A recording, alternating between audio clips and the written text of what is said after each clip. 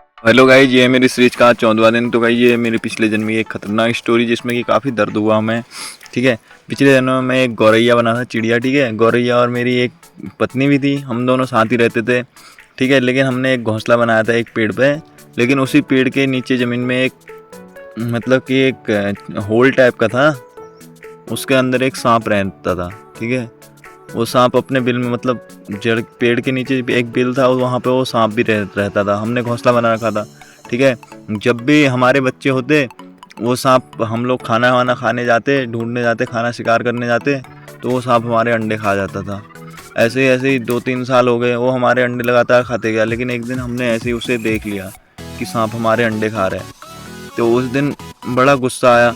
फिर मैंने अपनी बीवी को समझाया कि यार ऐसा, मतलब समझाया उसको, दिलासा दिलाई कि यहाँ से भागना उचित नहीं है, बल्कि सांप को यहाँ से भगाना उचित है, और उसको हम भगा लेंगे। अब तो हमें दुश्मन का पता चल गया।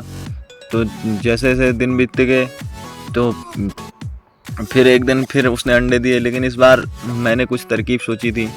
मैंने अंडे ऊपर दे दिए, पेड़ के ऊपर, सबसे ऊपर वाले भाग में घोंसले बना के वहाँ पर अंडे दिए थे। ठीक है, तो वहाँ पर जब हमारे बच्चे हुए थे, तो सांप को पता नहीं था कि उनके बच्चे कहाँ है करके। वो हमारे घोंसले में आता, क्योंकि पुराने वाले घोंसले में अंडे थे नहीं, बच्चे थे नहीं, तो वो पुराने वाले घोंसले में आता रहता था, लेकिन उसे मिलते नहीं थे। लेकिन वो हमको देखता था, और वो हमको पेड़ के ऊपर ही घूमते हुए देखता था। उसे समझ आ गया कि इनने ऊपर वाले भाग में अपना घोंसला बना रखा है। तो जब वो बच्चे हो गए, अंडे से बच्चे बाहर निकल गए हमारे, तो उसके बाद उसने क्या किया कि उन बच्चों को ही खा लिया। उन बच्चों को, जब हम शिकार पर गए थे, हम खाना खाने गए थे, तो उनने, उस सांप ने पूरे बच्चों को ही खा लिया, पूरा तहस नहस करके अपने बिल में जाके आराम से डकार ले रहा है। और उसके बाद हम आए, हम फूट फूट के रोने लगे हैं, हम अब हमारा क्या होगा, ये हो, और इस बार भी हमारे बच्चे नहीं बचे। तो फिर बड़ा गुस्सा आया। फिर मैंने शांत स्वभाव से मैंने अपनी बीवी को समझाया, जो मेरी बीवी थी गौरैया। ठीक है, उसको मैंने समझाया।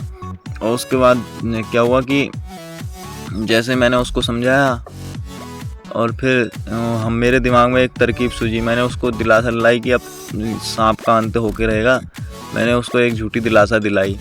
अब जंगल था, ठीक है, जैसे झूठी दिलासा दिलाई, झूठी दिलासा क्या, सही दिलासा दिलाई, क्योंकि मैं भी चाहता था कि सांप को मारूं, लेकिन मेरे पास वो था नहीं। तो फिर मैं, अचानक से मेरे दिमाग में आया कि यार मेरी एक लोमड़ी जो है, वो मेरी एक अच्छी दोस्त है।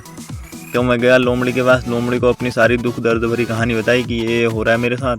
तो लोमड़ी ने क्या किया, लोमड़ी ने कहा कि मेरे पास एक तरकीब है, मैं तुम लोगों को कल को बताऊंगी।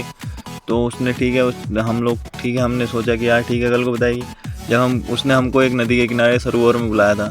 सरोवर में जब बुलाया था, तो वहाँ पे एक राजकुमारी आती थी, जो रोज़ नहाने और अपने फ्रेंड, मतलब दोस्तों के साथ मस्ती करने आती थी, वहाँ घूमने आती थी, और उसके साथ सैनिक भी आते थे। तो जैसे ही वो राजकुमारी नहाने के लिए अपने गहने वहने उतार के वहाँ पे रखती है, तो वो लोमड़ी हमको पूरी सारी बात बता देती है हमें क्या क्या करना है। तो जैसे ही उसने गहने वहने उतारे, तो मैं अपनी ज़ोर से आवाज़ करके उनकी सहेलियों को, उस राजकुमारी की सहेलियों और सैनिकों को अपनी ओर आकर्षित करके हल्ला करता हूँ, और उसके गहने उठा के सीधे भाग जाता हूँ। उसी जगह पे जाता हूँ जहाँ पे कि वो सांप होता है, जहाँ जिस बिल में वो सांप होता है, वहाँ पर जाके मैं उस गहने को इस प्रकार से फेंकता हूँ कि वो सीधे सांप के बिल के अंदर घुस जाता है। और फिर मैं वहाँ से सीधे भाग जाता हूँ। और जब मैं भागता हूँ, तो फिर वहाँ पे वो सैनिक आते हैं। सैनिक वहाँ पे देखते हैं कि उस बिल के अंदर एक काला सांप है, लेकिन गहना भी वही है और सांप भी वहीं पे है। तो सैनिक उसको भाले से वो करते हैं, आहत करते हैं, उसको पीड़ा देते हैं। ठीक है, जब वो सांप जैसे ही बाहर आता है, तो सैनिक उसको भाले से उसको काट काट के टुकड़े टुकड़े कर देते हैं।